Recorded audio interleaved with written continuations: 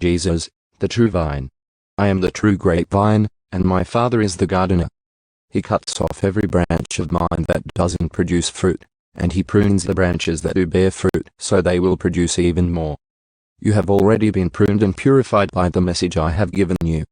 Remain in me, and I will remain in you. For a branch cannot produce fruit if it is severed from the vine, and you cannot be fruitful unless you remain in me. Yes, I am the vine. You are the branches.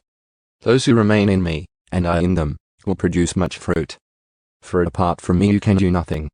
Anyone who does not remain in me is thrown away like a useless branch and withers. Such branches are gathered into a pile to be burned. But if you remain in me and my words remain in you, you may ask for anything you want, and it will be granted. When you produce much fruit, you are my true disciples. This brings great glory to my Father. I have loved you even as the Father has loved me. Remain in my love.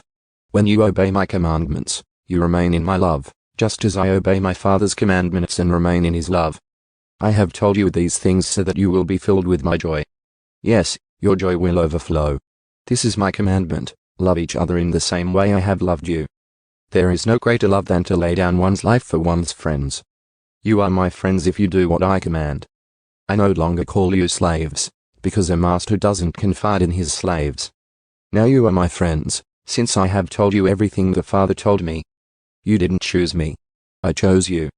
I appointed you to go and produce lasting fruit, so that the Father will give you whatever you ask for, using my name. This is my command, love each other. The world's hatred. If the world hates you, remember that it hated me first. The world would love you as one of its own if you belong to it, but you are no longer part of the world. I chose you to come out of the world, so it hates you. Do you remember what I told you? A slave is not greater than the master. Since they persecuted me, naturally they will persecute you. And if they had listened to me, they would listen to you.